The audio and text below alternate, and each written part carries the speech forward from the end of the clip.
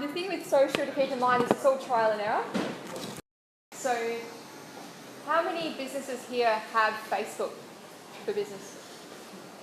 Cool. How many have Twitter? Pinterest?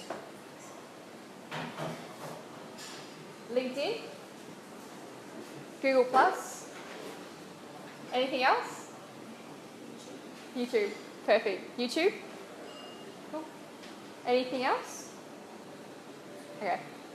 All right. I've got some of the latest stats for 2015 on social media. So, I mean, they do base a lot of this from the US and some Australian. This is from emarcies.com. They talk about e-commerce, so sort of the emergence of social media and how that affects sales online.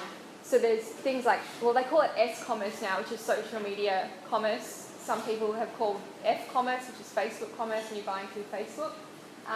So this is sort of the projected revenue and how social media is affecting buying online. Because now people can buy directly from Facebook.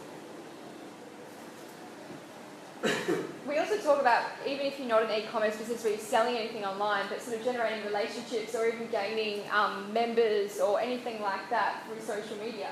So 70% of marketers successfully gain new customers via social networks. I can say that that has definitely been the case with us. We've got a lot of people coming through social media.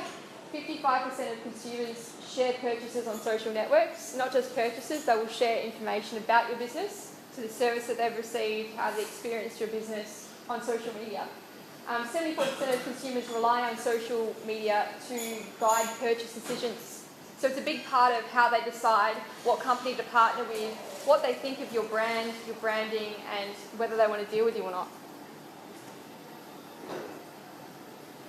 What surprised me is I always thought Pinterest was a bit of a waste of time, but we basically, because it's what we do as part of our business, is seeing how this affects search engine optimization, how it affects your website. We have to play with all of these. Now, having a bit of a play with Pinterest, we're actually getting good traction through to our website from Pinterest, which I thought it would just be sort of a fluff thing. You have a few boards and everything, but it's actually bringing users to our website.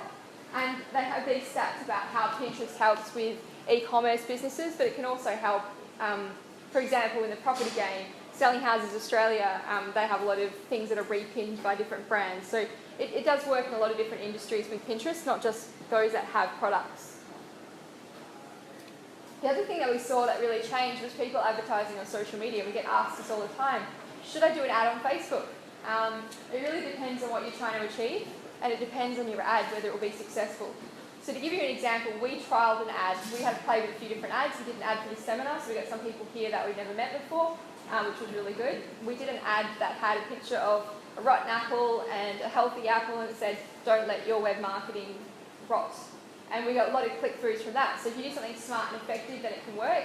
But still, the return on investment isn't as great from what we've seen as search engine optimization, so ranking online in the organic search, but it can have a different purpose. So one of our dentists uses Facebook advertising quite well to get new clients, so it works really well for him. You just literally have to try it and see if it works for your business, and you've got to keep in mind who you're targeting, because Facebook advertising, you can choose exactly what age group, what they're interested in, whether they're a managing director or a general manager. You can choose all those sort of things, but you've also got to consider your ad. If you do all that and then your ad is terrible, then you're not going to get any traction from it. And it's not for everyone, because not every market is that relevant. There's also, Twitter has emerged with Twitter advertising. There's advertising everywhere. And basically what they're looking to project is that the social media advertising aspect is growing rapidly. So here are some of the main networks with massive advertising revenues. It's still not as massive as Google. You look at the average rate per user, Google is $45 per user. So people using Google Ads is much higher, then Facebook is following that, and then Twitter. So still most people are choosing, if they're going to do an ad online, they're going to do it through Google Ads. Facebook in many ways remains a favourite, but it depends on the industry as well, because we have seen that LinkedIn is quite popular, Twitter's popularity is increasing, especially now that there's a new app that offers video. The other thing to keep in mind is that mobile and social go hand in hand. So if you're directing people from your social media, mostly they're using it on their phones, so if they're going to a terrible website, it's going to really help with your presence on mobile devices and online. There is an emergence of a lot more advertising, so the online space is changing quite a lot, and I didn't expect to see so much changes in social media advertising. So you're now seeing every social media platform came out free, offering so many options, and then their ad revenue is how they really make money from it. The other thing we're seeing is social video is a major aspect of sharing, and we'll go through that. We'll definitely talk about how that affects your search engine rankings and also how it affects how people share and view your site. So video is shared 1,200 times more than links and text. We also found that with social media, images was probably the next best option because people really like to see, it's quite visual, they're quite fast, they flick through their news feed, so you need to stand out. YouTube is the second number 2 search engine in the world after Google, which is pretty impressive. So that means you really have to consider video for your audience.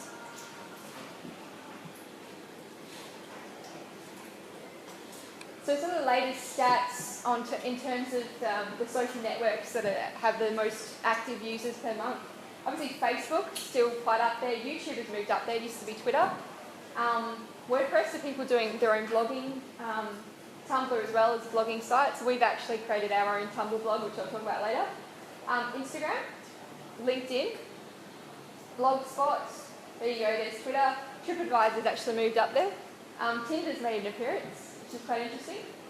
There was an article recently that came out about a company that did a fake profile on Tinder to try and advertise for their company. If anyone's interested, I can send that around later. And Yelp, Snapchat, Pinterest, and then Google+. The thing with Google+ is, although most people, like me personally, I don't really like it that much, but it's quite useful for the business, and because Google owns Google+, it features in the rankings, so it is an important part of your business, and you really can't ignore Google+. I don't really like the whole circle thing, but it is useful for business. So most people will utilise social media effectively to boost traffic to their website. So you want what's called an assisted conversion. They see you in social media because they're not necessarily browsing your products, but you're top of mind, they follow you, they think you're interesting. When they're ready to buy, they come through to your website. The other thing is it can enhance your search rankings because you're getting quality links through from a good website like Facebook or other social media, and people are sharing and your content gets much more reach. You can facilitate positive engagement, so rather than people thinking that you're a blank organisation, you can create branding, you're cool, you're fun, you care about the environment, you have a personality, you have a brand, and often that does factor into the purchasing decision or whether you're going to gain new members. You can also use it to gather useful stats which can affect all of your marketing.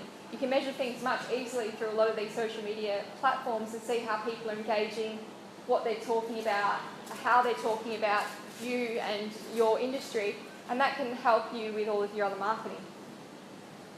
And the other thing is you can create a powerful edge. If they're choosing between two companies that are fairly similar, but they've got that sort of loyalty and they feel that connection with your brand personality, you can have the winning edge in that particular instance. The other thing that you can do with social media is you can optimize it, so it can actually relate to your search engine optimization. So for example, you can increase followers, likes, you can do all those sort of things, but also the connectivity between other social media platforms, your website and Google. So there's a whole network that we can really work on to get more reach.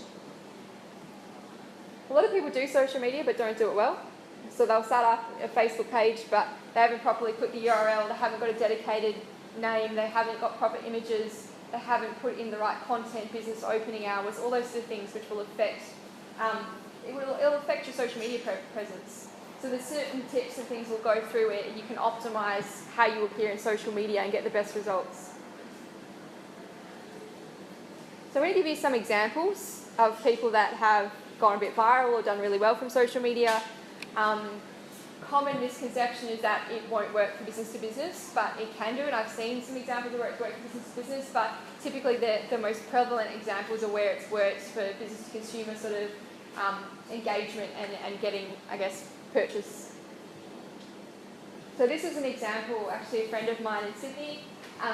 She has a boutique and she started off in Sydney markets. She grew her turnover by 2,400% just through Facebook. She didn't even have a website. She literally just had a Facebook presence. She had this cute little dog she was featuring in her posts. She had a lot of people following her. The next logical step for her was a Facebook store. Things grew from there. So she went to like no staff up until 30. She went from earning 20 grand to 250 grand in that same year. It's an incredible example. The spin-off is her dog actually became a social media success, so he's got his own Facebook, and that's a good example of splitting your brand and having a brand personality. So now she's thinking of branching into dog clothes. So that's just a really good example. And that article was featured on several national newspapers, and there's a link there. The other example, I personally love going to New York. I love JCPenney.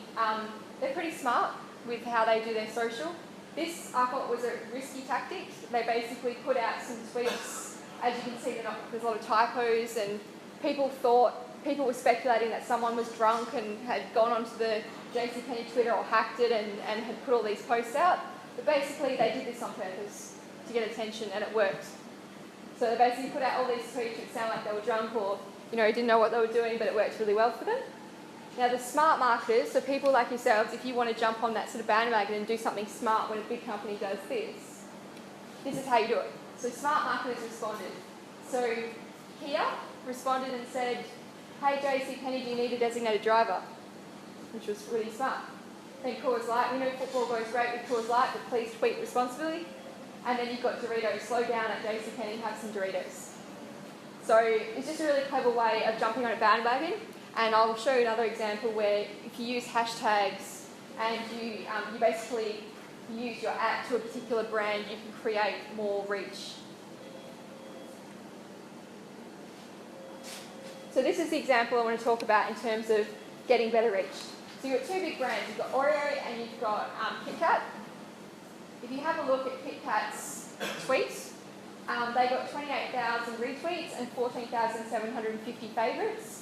But if you have a look at Oreo, they only got 15,370 retweets and 5,510 favourites.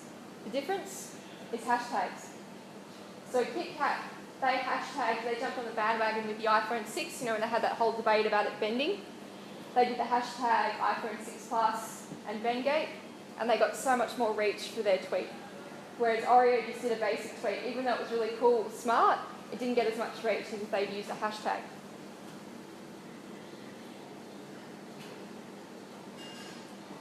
This is an example of how to be you've got to be clever, but you've got to be careful with what you do. So DiGiorno jumped on the bandwagon of a hashtag, which was Why I Stayed. It's basically about domestic violence and how it's hard for women that are battered to leave a relationship. And they said, "Why I stayed, you had pizza." So they think that's really smart, but that's really insulting for the whole campaign. So they got a lot of attention because everyone was outraged that they'd said that, because it's obviously not politically correct. But then they came back and apologised, said they didn't realise. So either they did it on purpose, knowing that it would go that way and then apologise later, or they were really that silly and did post that. So you've got to be careful. I don't know if anyone saw this about Mojo's Bunbury. Yeah. I thought it was really clever. So they had an eat and run couple, they didn't pay their bill and they put it on social media. Their Facebook page smashed through the roof with likes. It went from literally nothing to over 3,000 likes, and it was just from being smart and having something like this which actually reached media attention as well. And they followed it up quite well. They got a lot of likes, a lot of people commenting, so I think it's a really clever example of what to do. Did anyone see Wild Fig? Yeah. So Wild Fig, same sort of thing. Someone stole their iPad, so they put it out on social media. They didn't get as much success as they could have got, I think, but they did go pretty well on social media. So again, it's a good way of getting some more traction with your social media by being smart. So here's some cool tools. So this is really good tips of things that you can use yourself to really help with your social media.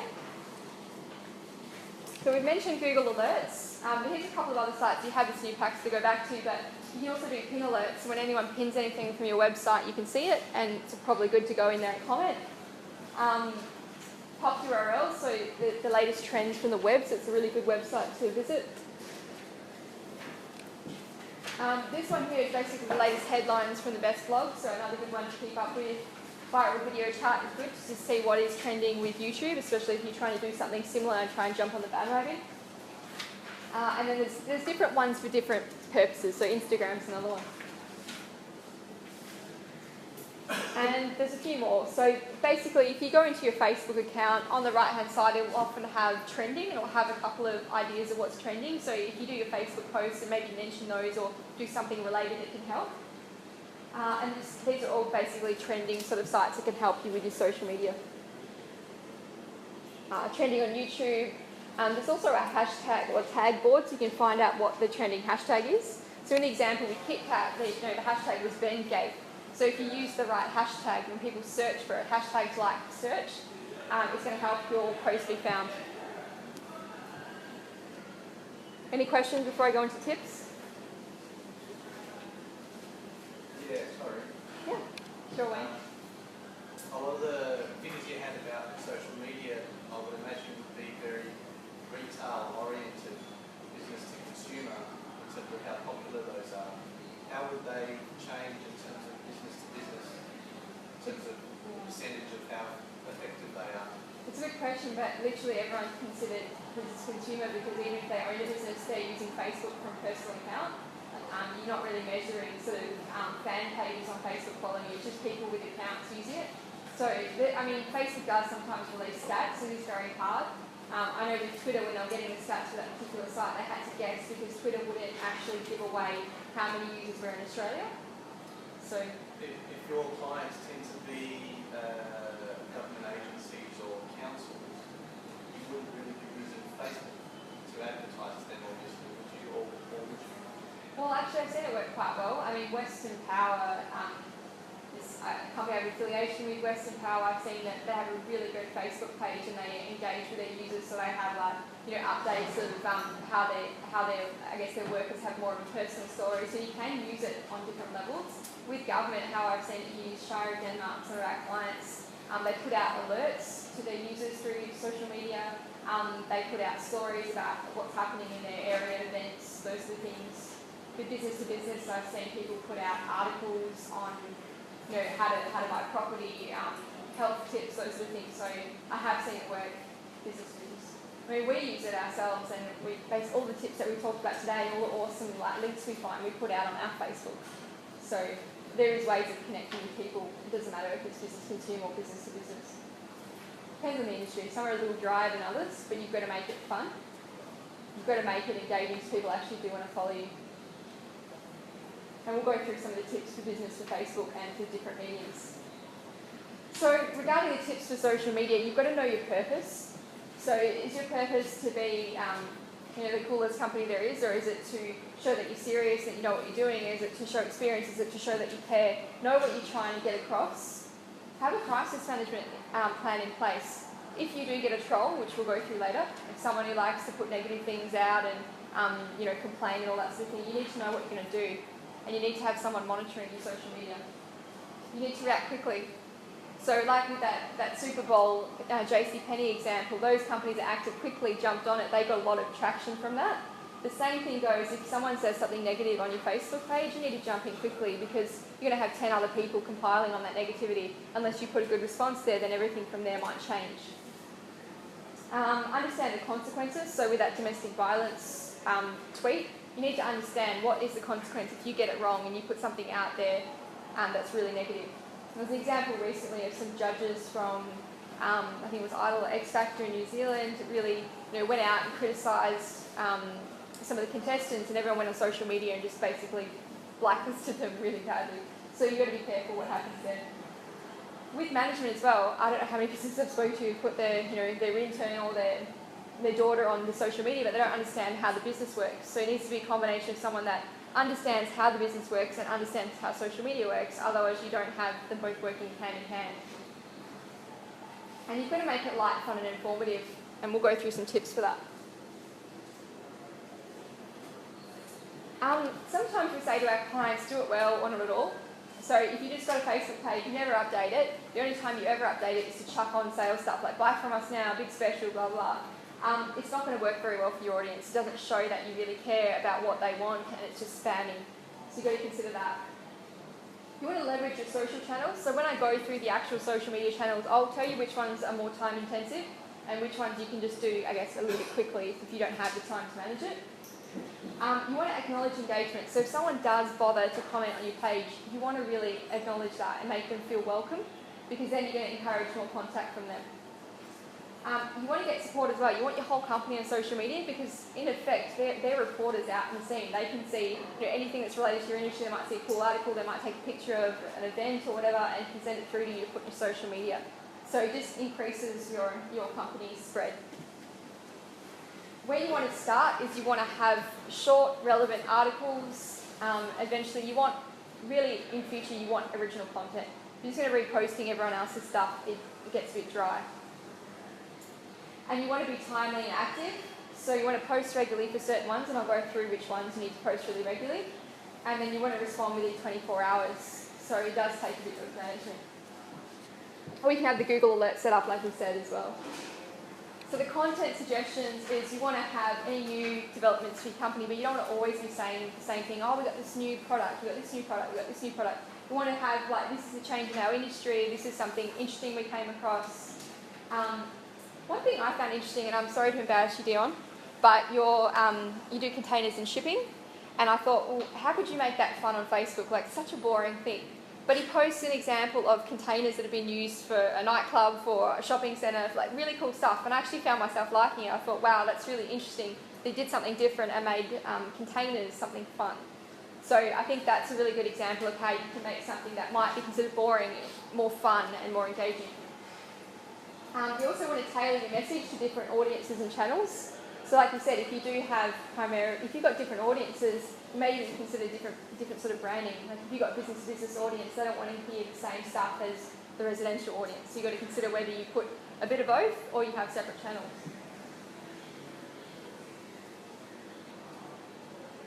Now, the main thing is don't overly self-promote yourself on your social media. I mean, it's the same goes with any seminars or things that you do. You've got to offer value to people. I mean, if they really believe that you know what you're talking about, you're good at what you do, then that might become a customer. But you've got to get them to keep engaging with you, and occasionally you might put a few salesy sort of things like, you know, a special or promotion or things like that. But it can't be all the time, or people will turn off. People don't want to like a page where they're just getting sold to. They want to see some value, some good articles that they can connect to. And you want to localise your content. So you may notice that the Exit Perth Facebook page hasn't been around very long, literally 2 months. And the reason that we decided to do it is because we always had that main Facebook page which was national, but it didn't have local content. It was focused on what we've done in Sydney, what we've done in Melbourne, what we've done everywhere. But people in Perth, they want to hear Perth stuff, they want to hear what's relevant to their market. So that's why we introduced Facebook for Perth, and that's why it's relatively new, is to do that, and also so we get to have a play with it and see what works. Have a unique voice, so users will get less angry with Brenda than the generic company response. So sometimes putting a user behind, I guess, a response is much more useful. And you want to be entertaining as well. So I don't know if any of you followed Woolworths. I just thought they were pretty interesting, the way that they handled random crazies. So for example, this lady here had said something really crazy, and because they responded quite politely, she actually apologised on there. So it's a really good example of just doing the right thing, just being really professional with everything that you do. This is another example of a crazy from Woolworths. Hi Woolworths, you should have one free day a year where everything is free in the store, and if you miss out, you should send us all the free stuff we want. So Woolworths said, cool idea there. I mean, what do you say to that? But the point is you need to respond. You need to moderate conversations, so you need to be honest yet respectful with the user. So if you're just trying to shift blame or argue with people online, it'll work out really bad for you. Understand ownership as well. Like, you may have so many followers on Facebook, but unless they actually go to your website, they engage with you, they're not your users, they're not your clients, they're not yours, they belong to Facebook. And don't make social everything. It's not really cheap because you do have to invest time in it. So it can't be everything for your company. You need to back it up, like I said, with a good website, with good promotional, with good branding, with good messages, and then it all works together. Don't focus on the money. Don't be trying to make so much money out of it. You've got to create and build the audience first, and that will come naturally over time. If you give a good user experience, it'll come. So this is just really about visuals. They need to have pictures. If you're doing Facebook posts, everything needs to have a picture. Even Twitter, it's good to have pictures in there, and then now introducing video. I don't know if anyone's had a troll on their social media. Has anyone had someone say anything really negative on their social media? That wants to share? Would you like to share? Me? Yeah.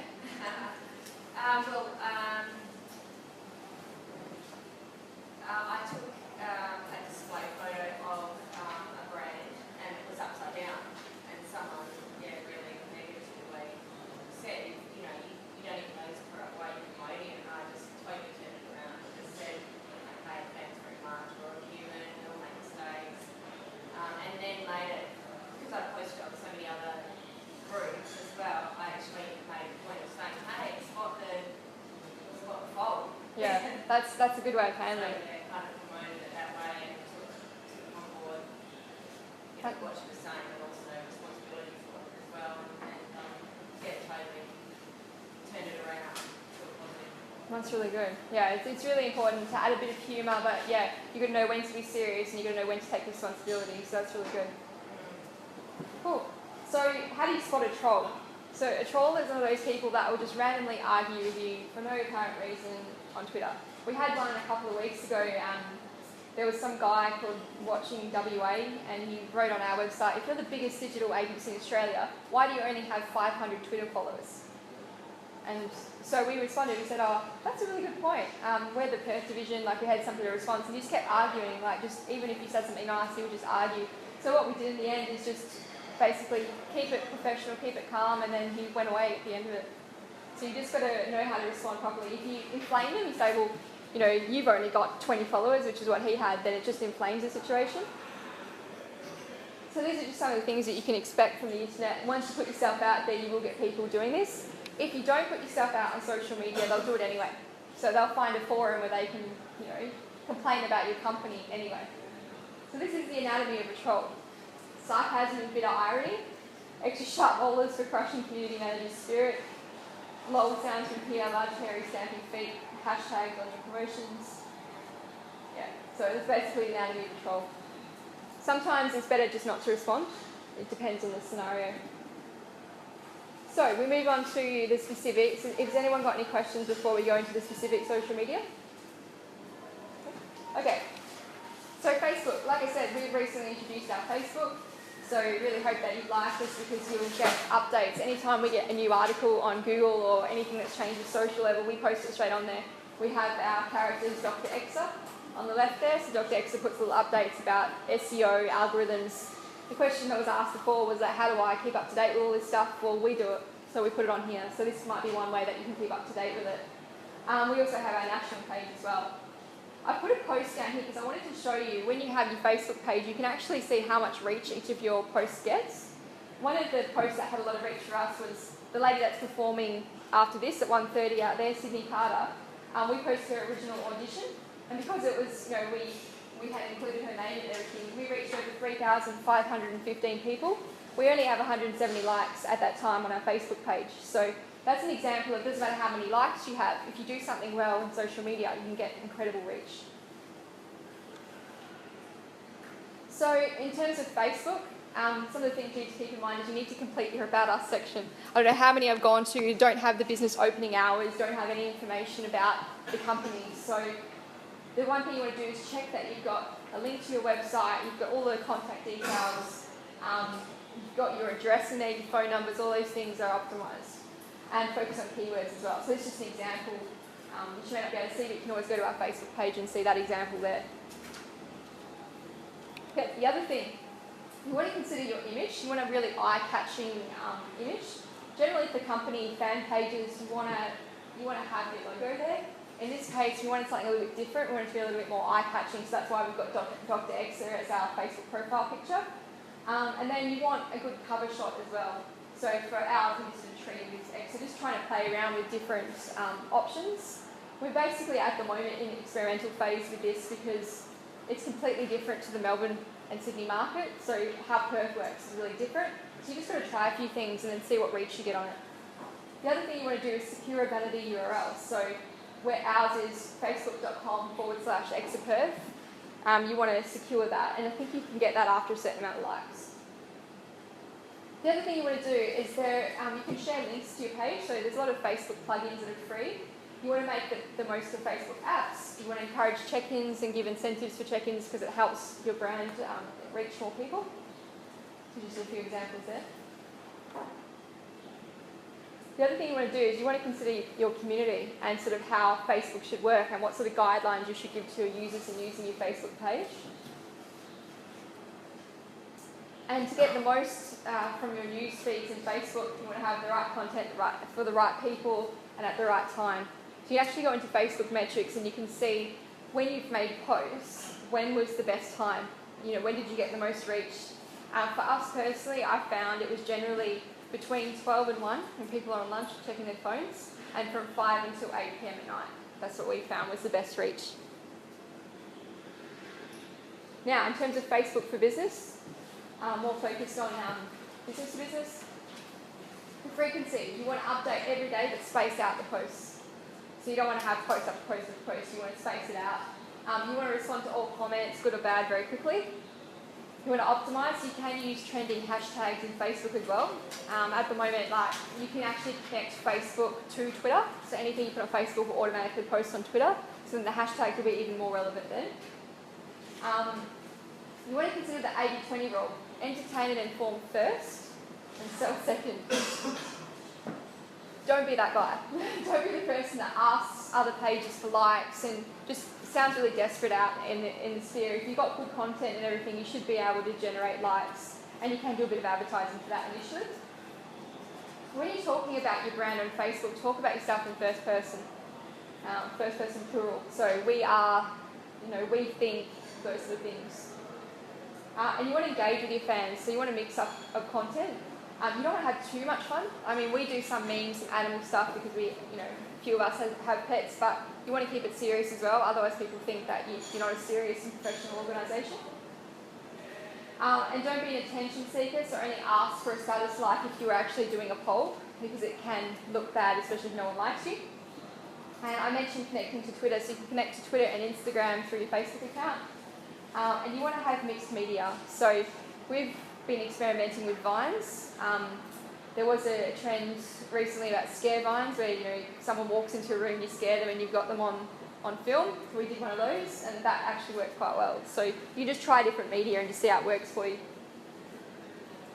Here's some examples of our posts, so more of our fun posts. I just want to talk through a few of them because some of them got really good reach. So the one in the corner where there's all chilies, we're basically celebrating Hot and Spicy Day. We got over 4,000 reach from that because we had included Nando's in on it. So Nando's actually responded to us, tweeted back and everything. So we got a lot more reach because of the connection with Nando's for Hot and Spicy Day. All of the animal memes, especially my dog and Madison's cat, do really well on Facebook. And that's just to mix up the content every now and then, just something light plus the professional stuff so people like to engage with you. And our staff awards, even clever memes about our industry, those do really well on social media. That's sort of the more fun stuff, but generally we have articles as well and all the Facebook and links and those sort of things. This is an example of a Facebook page in America that does really well, if you look at the likes. And they're always putting articles out about like looking after your home, cooking, those sort of things. So I've seen a few examples where people do it quite well with mixed media. Any questions on Facebook? Okay, Twitter. So again, same story with Twitter. We only just started Twitter about 2 months ago, so we've only got 500 followers. Our Melbourne brand had a couple of thousand. I will give a few secrets away with Twitter as to how you can get more followers. The main thing with Twitter is you want to see who your competitors are following and follow them, because who your competitors are following are obviously interested in your competitors. So if you follow them, you hope that they'll follow you back, and then that's how you can increase your followers. So that's sort of one of the secrets there with Twitter. In terms of Twitter for business, frequency, the thing with Facebook and Twitter is they are intensive. I mean, you can auto-post, but we did auto-posting for a while just to see how it would work with Twitter feed or Hootsuite or any of those ones that automatically post articles from other websites to your Facebook and Twitter. It doesn't work well. It's okay, but the most reach we had was from original content. So if you don't have time to be doing that regularly, like as in daily or every few days, there's probably no point doing it. So Twitter and Facebook are the most time intensive. So Twitter can even be updated multiple times a day because it's so fast moving, otherwise people will miss what you're saying unless people retweet it or respond to it. You want to optimise that with hashtags for sure. And there is a character limit, so when you're doing tweets, you want to make it really short and punchy, and you want to leave some space, so if someone wants to retweet it, they can add their own comment. Again, don't be that guy and try and tweet around asking for followers. Try mixed media, and like I said, they're using video a lot more with Twitter. And don't be naughty if you follow too many people. If you follow, generally, I think, before our account got banned, it was 100, 150. If you try to follow that too many people over that per day, then they block your account as a spammer. So just keep that in mind. And keep it positive. Trolls and negativity lose followers, so you want to keep positive. And be appropriate as well. No one really cares if the CEO had for breakfast unless it was really awesome. But you want to keep it relevant and keep it professional.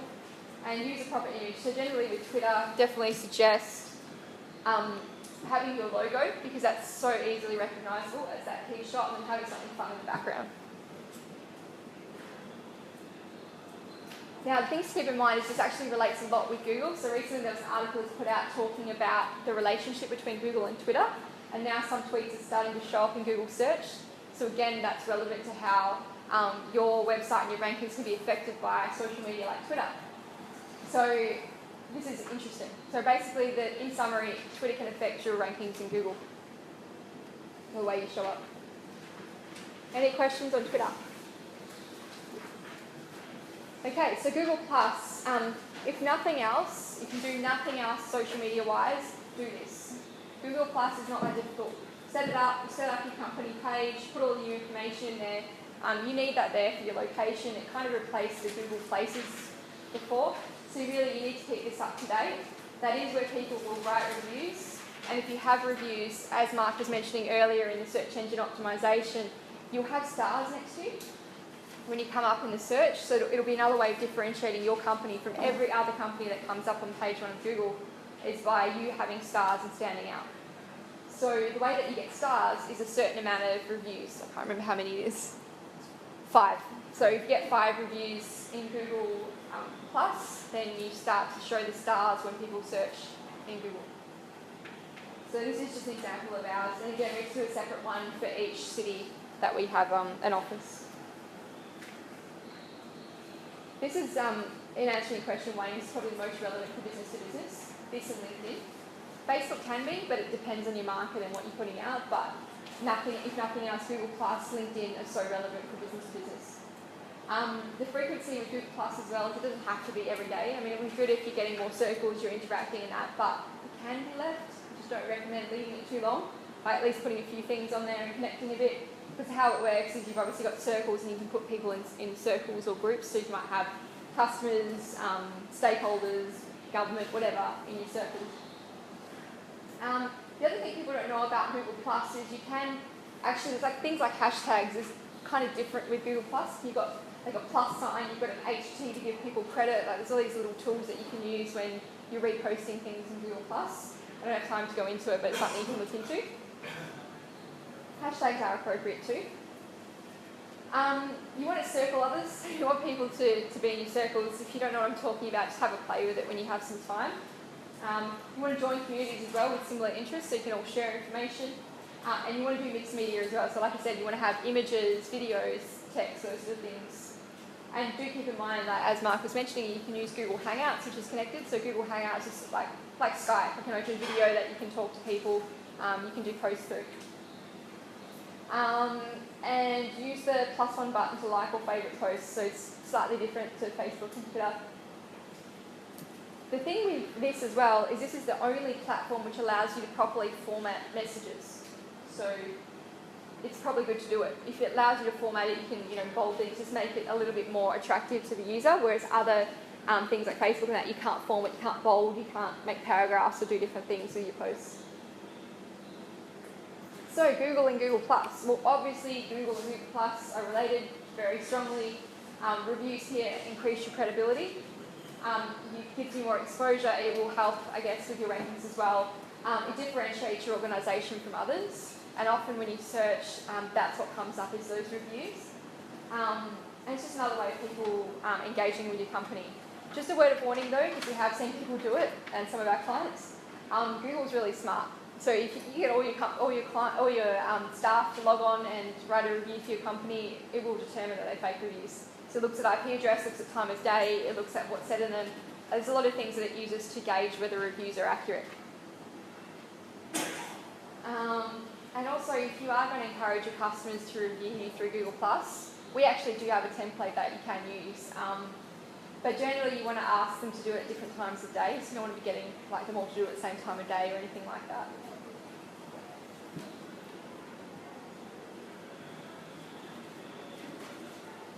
So this is an example of how you write a review in Google+.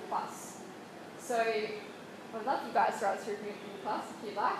But you can just basically Google the company. So in this case, you see I've Googled Chewett Hill Dental, which is one of our clients. On the right-hand side comes up this little box here, and there's an area that says write a review. And you can see that they've already got stars, so they've already got more than 5 reviews, which is why they come up with stars. Or you can go to the particular Google Plus page and review from there. So you look them up in Google Plus, you go to the About Us section, there's a place to write a review. So that's a few things on Google Plus. Any questions on Google Plus? Okay, LinkedIn. So people get a little bit confused with LinkedIn because there's 2 aspects of LinkedIn. So you've got your personal profile, so there's mine there, and you've got your company page. Now they work quite differently, and they can both be very successful for your business. If you have a key staff member that say is a salesperson or a manager or someone that interacts with your stakeholders, having a well-optimised profile could help bring in more sales, could help increase credibility of your organisation, create relationships, discuss important topics. You can create groups, those sort of things from there. So I recommend that everyone, if you're in business and you're dealing with people and you deal with important stakeholders, optimise your own account, and I'll go through some tips for that. The other thing you can do is you can have a company page on there. So your company page really allows people to follow you. You can actually put out updates through it. You can put out updates through your own personal one as well, but it's just a bit different. So you can get people following you. We have found that quite useful for employment, for HR, because people start to follow your company, they get a sort of opinion about you, and you get some good, I guess, people applying for work through your company. Okay, so personal versus company. Keep in mind the difference between them and the relevance for each of them. So with personal, you want a clean, professional face shot, something a little bit interesting, which is why I have the hat on, just something a little bit different. Creative cover, so something creative in the background. You want to fill in your entire profile. So if you have a look at mine, mine's an example of a search engine brain doing it because I've got links everywhere, I've got keywords, sort of a way to get found in search. It's worked really well. I actually get a lot of people come through there. For example, I had one of the government councils had searched in LinkedIn for internet provider, and my profile came up, and then they came through with an inquiry. So if your profile is relevant for different keywords in your industry, then you can come up and search. You want to personalise your connection requests. You don't want to blanket out, connections. I mean, I think I went a bit crazy with it initially because I've got like over 3,000 connections, but I think you need to be a little bit smarter with it because you can get spammed, and you can be spammy. And you want to mix your updates with personal achievements and industry articles. And you want to create and join relevant groups to create more of a community. Now with your company, you want it to be company branded with a clear logo. You want a really good description, which again is optimised for good keywords about what you do, services, etc. And you want to encourage your followers to click through to your articles, click through to your website. The other thing that you can do with company is you can create groups. So say, for example, you're a specialist in for us, like digital marketing or marketing, you can create a special group where people talk about marketing, digital marketing, and those that are interested can join the group and share. So it's a way of building networks, the sort of peer groups through LinkedIn. And that can be quite effective. Any questions on LinkedIn? Do you have to set up the group page from your company page? Sorry. The groups can be from your personal as well. Groups can be set up either way. You can't set that up standalone, but it still has to link into the... Well, the groups generally are from a personal account, but you can make them company branded. Yeah, good question.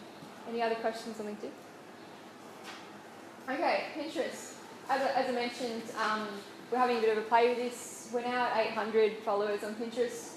I looked at our website stats the other day and we got 20 click-throughs from Pinterest to our website. So I'm getting some, I guess, sort of branding awareness out there. It hasn't led to any sales or anything, but I think the message is that you can get some good branding awareness through mediums like Pinterest.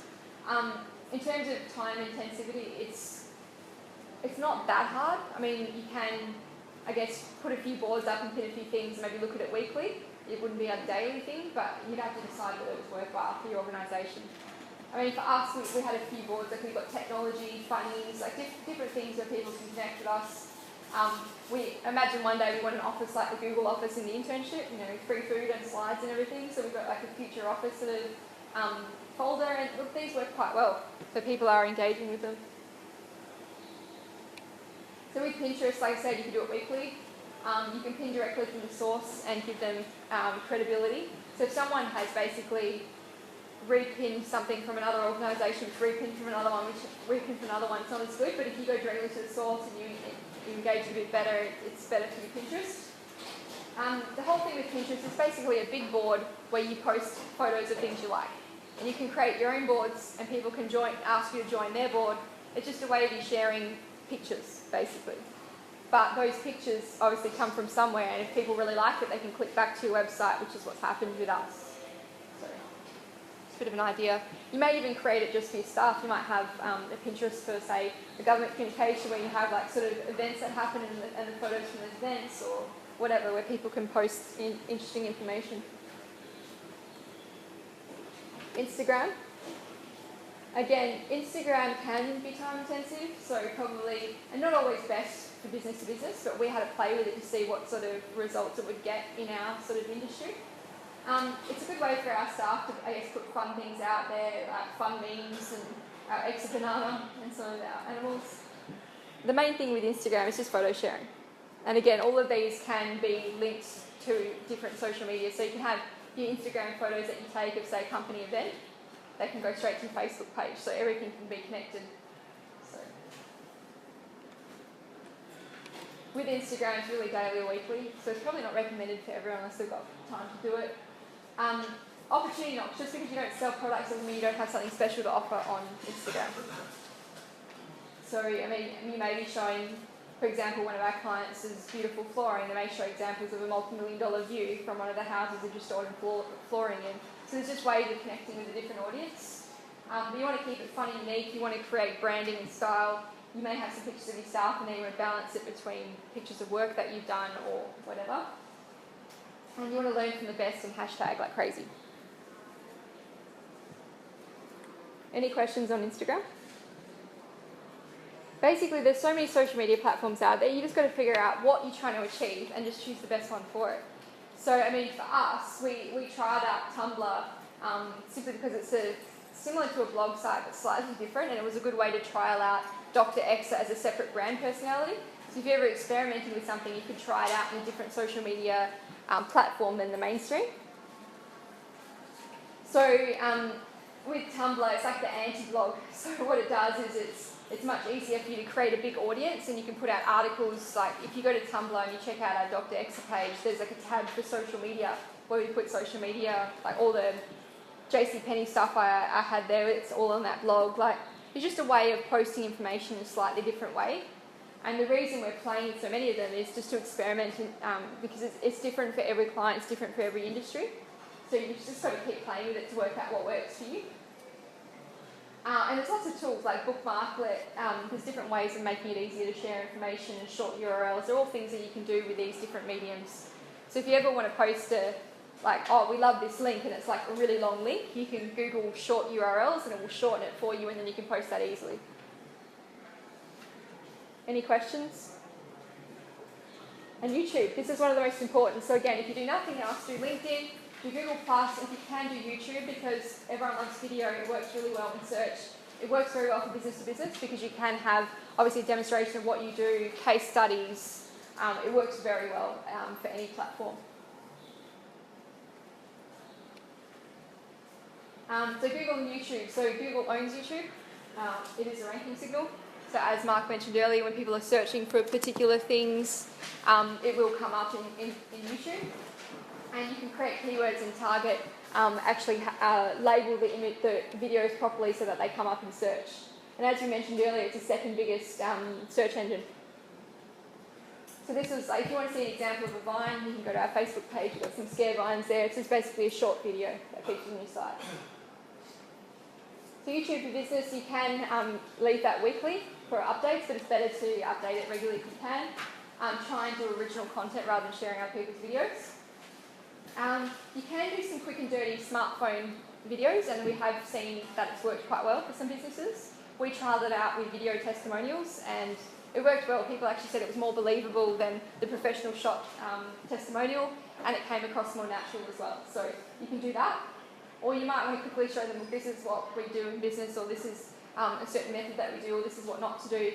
One of our clients is in the electrical industry. Someone literally got blown off a ladder because wiring was done wrong. So those sort of things can get quite a lot of viral views, so it can be good for increasing your reach. And you do have privacy controls on there, so you can reduce what people see. I just quickly want to go through this because we are running out of time. We are going to finish round one. A couple of videos that you can do, and there's one that we've actually done for Good to Go Loans.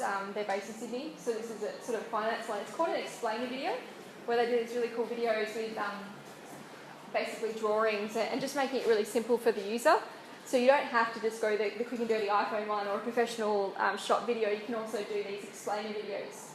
So if you ever want to check out these examples, they're all listed on these websites, and they're ones that we have built.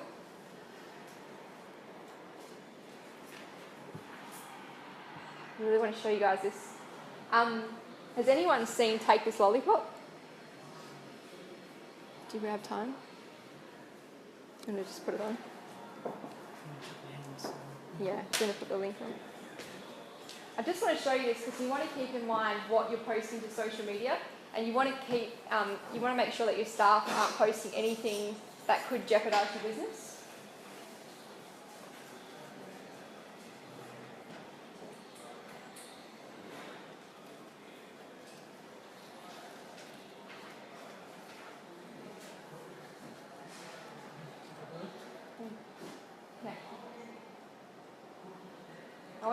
If you want, you should really try this out. I'll do it with my own personal account to give you an idea. But you can do this in your own time and log in.